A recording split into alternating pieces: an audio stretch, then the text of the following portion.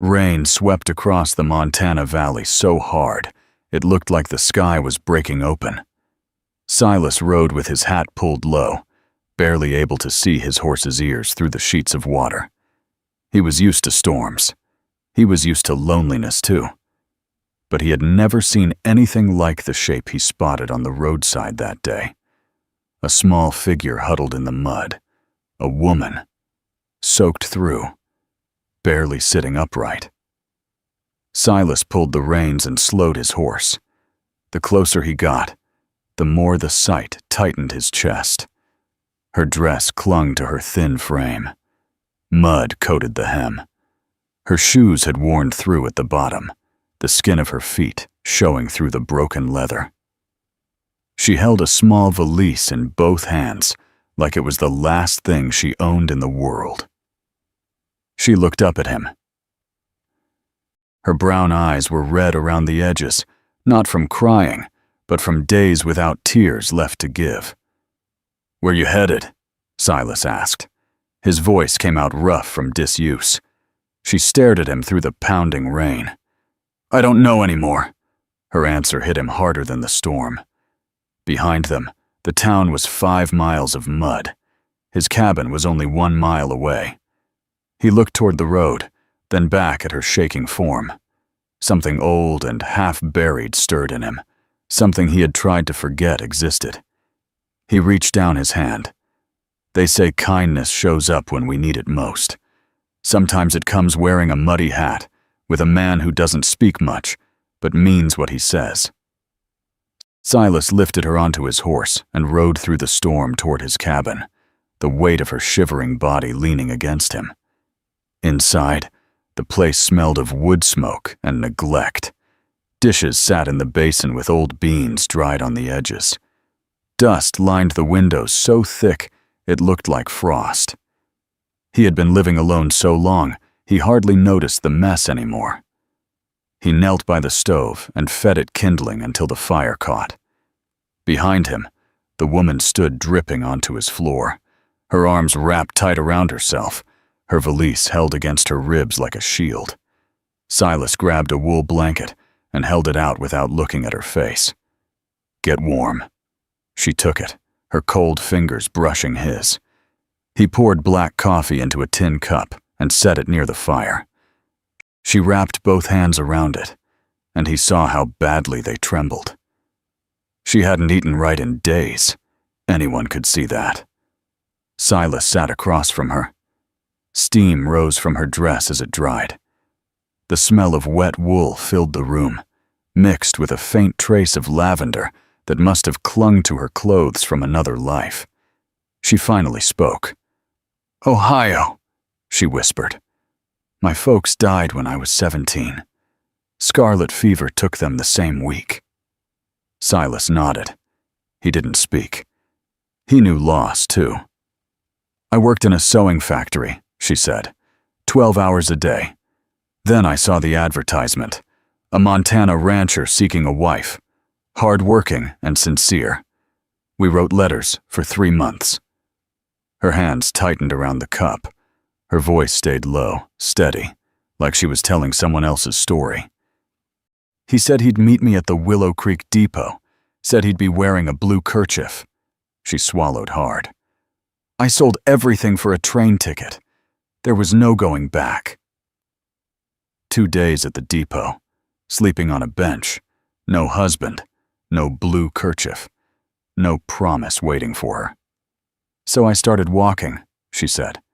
40 miles, 3 days. One woman gave me bread. That was all." Her fingers moved to the clasp of the valise. She opened it and pulled out a stack of letters tied with kitchen string.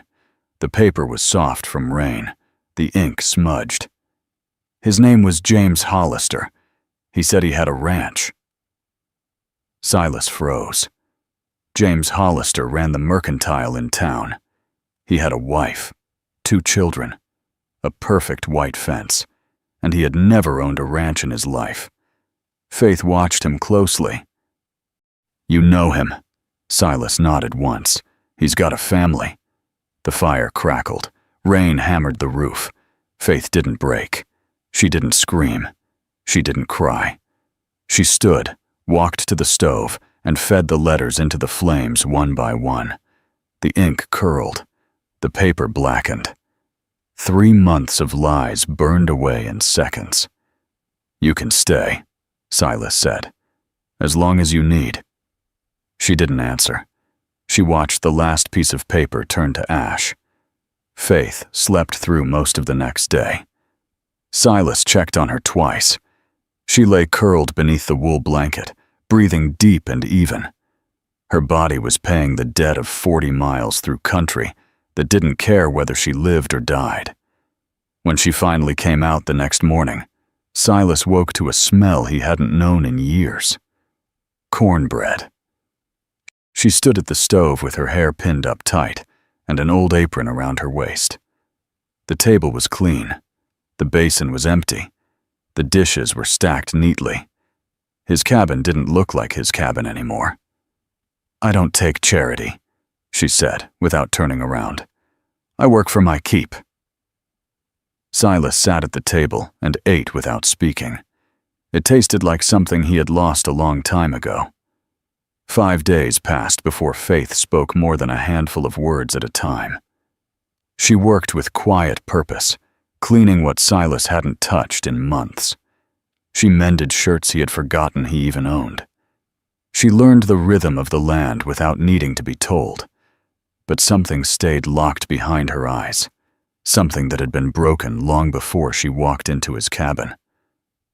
On the 10th morning, she surprised him. "Mr. Silas," she said at breakfast, "may I plant some flowers by the porch?"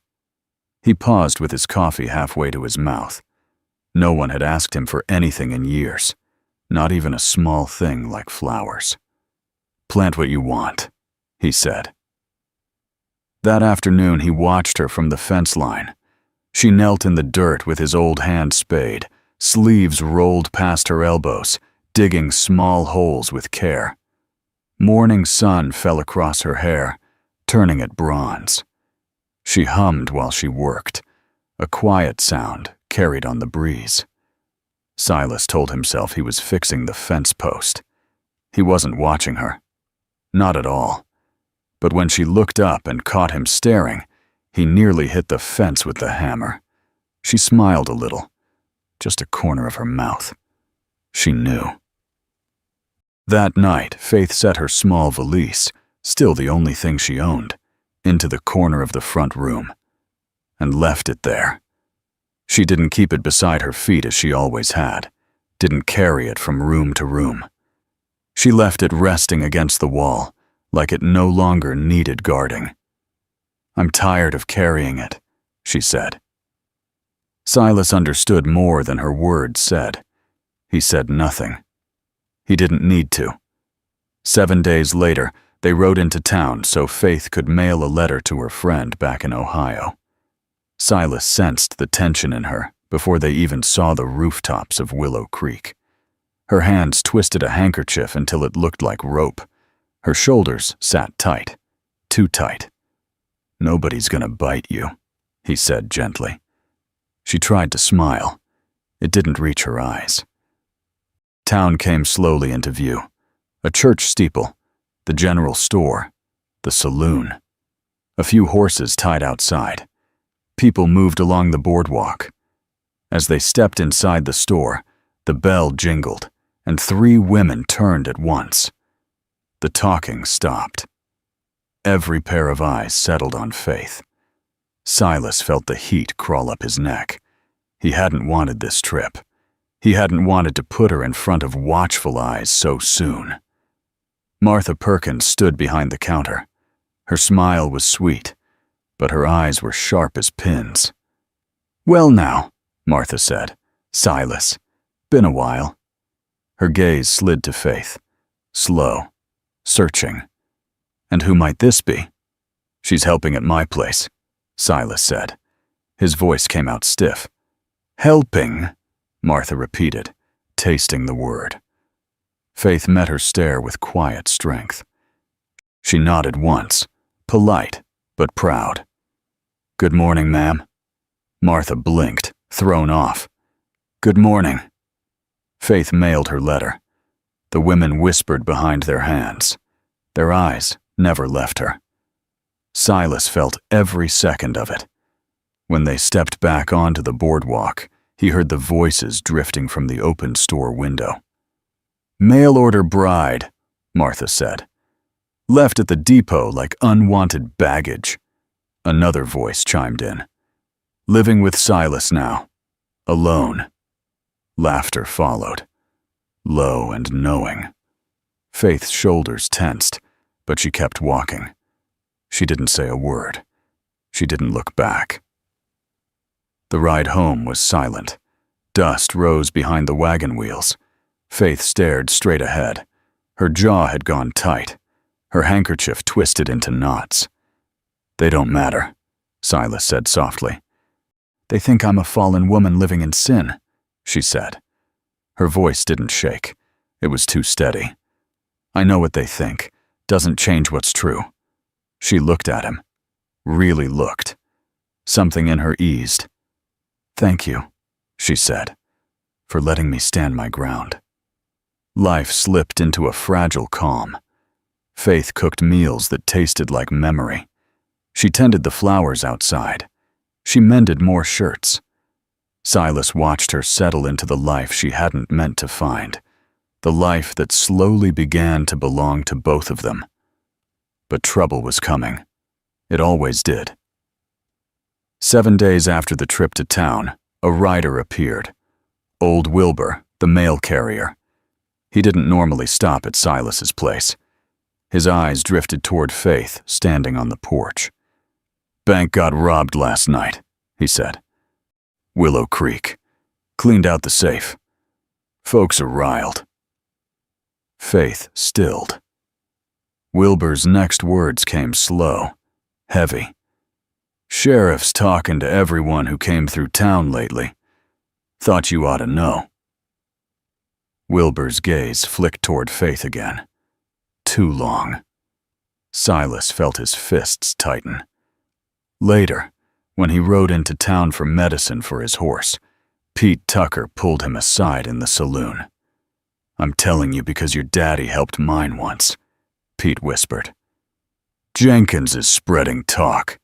Says he saw a woman near town the night before the robbery. Says it was the girl staying with you." Silas's stomach dropped. Jenkins was old, half-blind, known for getting things wrong. But fear didn't care about truth, and the town was already afraid. Silas rode home fast, dust rising behind him. When he stepped into the cabin, he found supper waiting. Beans, cornbread, a candle glowing in the center of the table. Faith smiled faintly. "You looked troubled this morning. Thought a proper meal might help." Silas sat, ate in silence, watched her hands, her calm, her innocence. But doubt was a splinter, small but sharp. Did he trust her because she deserved it, or because he needed to? That night, he watched her from the porch as she looked out over the valley. The sky glowed with fading light. Her shoulders rose and fell slowly. She seemed so small against the world. She had not cried once since she arrived. But that night, she did. Silently, shoulders shaking in the dark, where she thought he couldn't see. He stood in the shadows and let the sight break him open. He believed her. He always had. But belief wouldn't protect her from what was coming. Because Willow Creek had made up its mind, and the sheriff was on his way. The morning sun had barely cleared the ridge when Silas heard hooves on the hard-packed dirt. Slow, heavy, purposeful. He stepped onto the porch just as Sheriff Harlan rode up, his gray horse blowing steam into the cool air.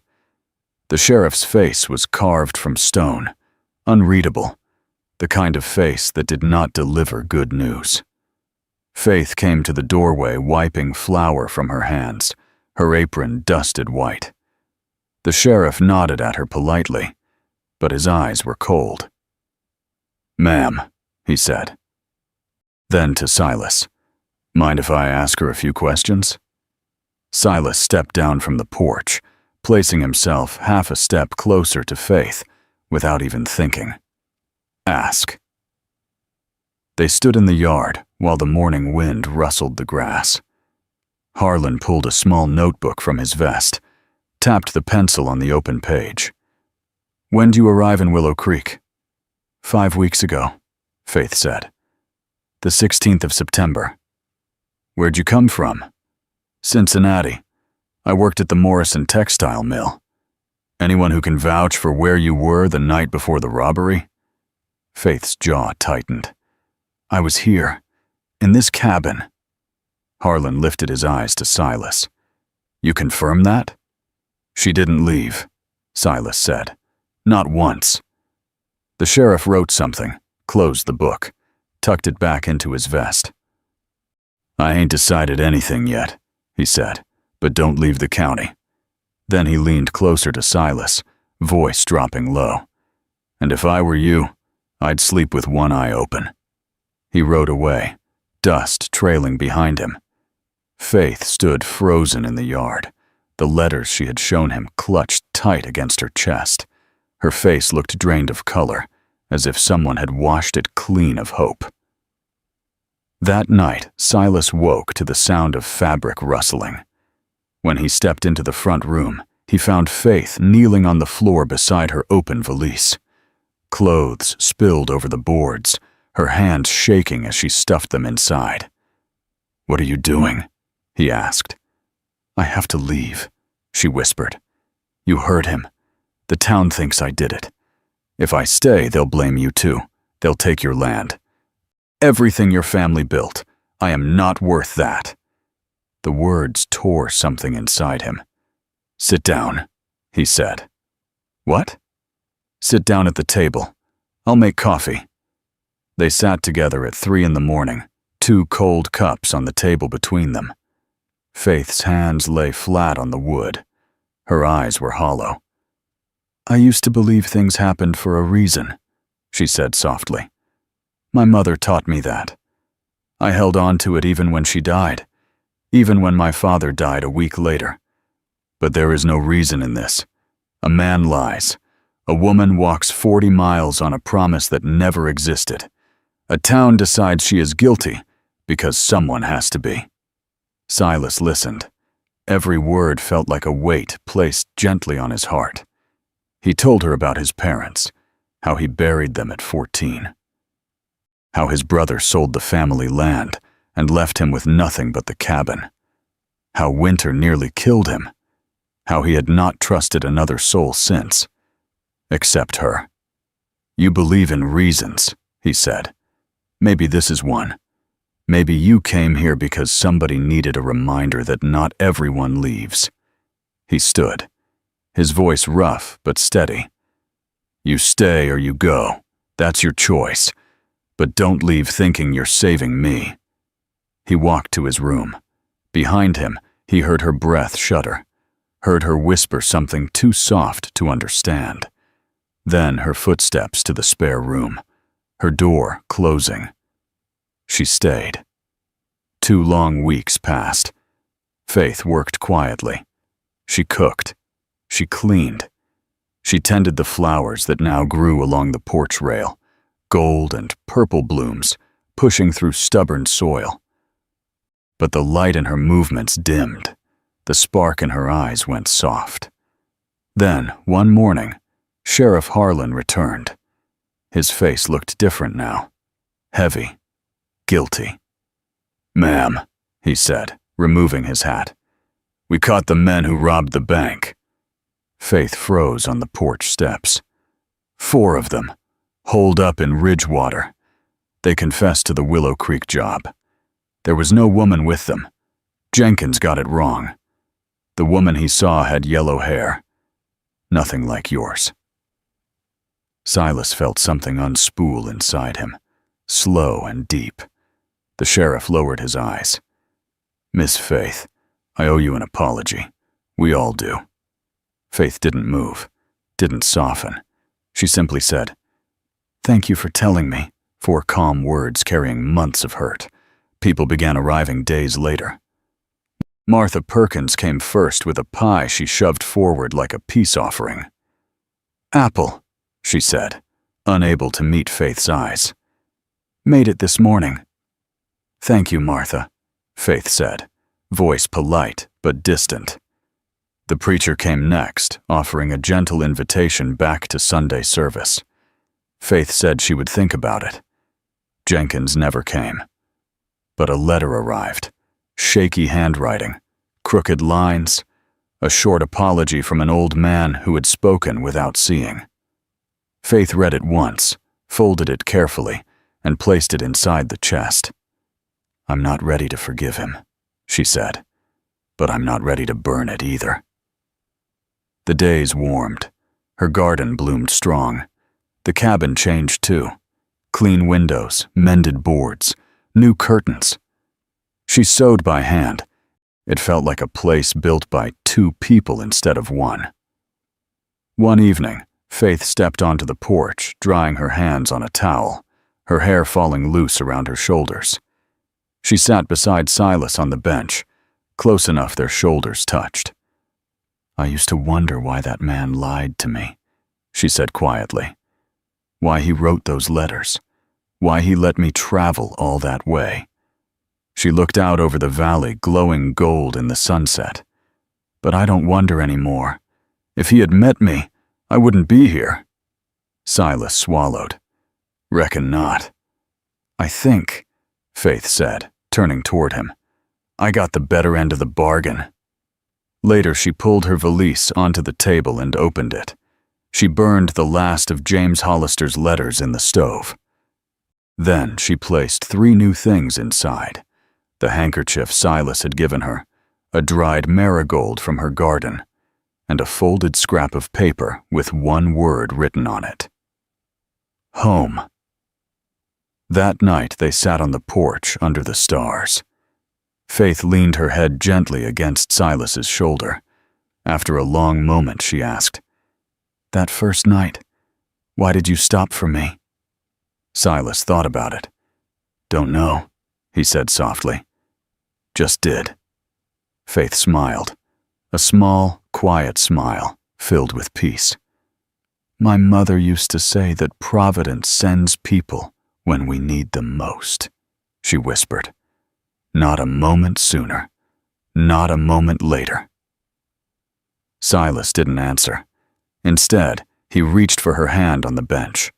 Their fingers intertwined naturally, easily, like they had always belonged together. The valley lay wide before them. The stars turned slowly overhead. The cabin behind them glowed warm with lamplight. Faith squeezed his hand. Silas squeezed back. Two people once abandoned by the world sat together in the quiet night, no longer alone, no longer walking separate roads. They had built something new, something gentle, something strong, something that finally felt like home.